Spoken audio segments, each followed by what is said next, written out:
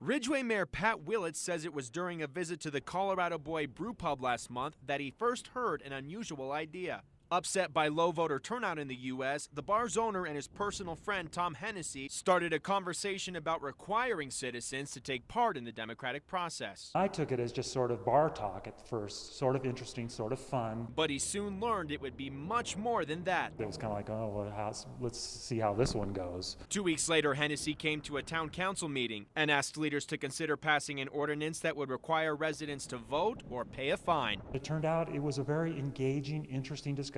Council members then decided they would put the proposal up to the voters of Ridgway by placing a non-binding straw poll question on the April ballot.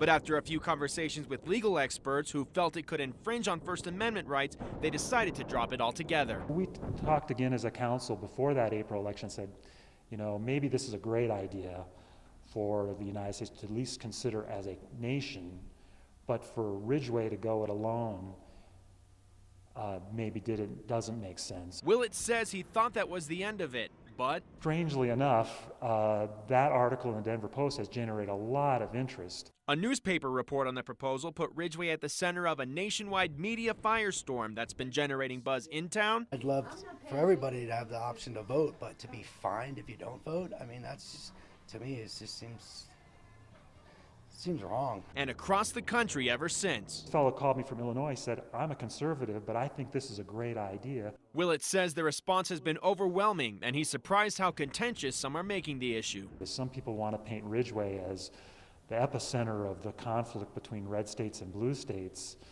and I don't think in Ridgway we feel that way. But he says at the end of the day, at least people are thinking about voter turnout, and in terms of positives for the town, so maybe we'll get a few more folks in enjoying the beer. In Ridgway, Tim Ciesco, KKCO 11 News.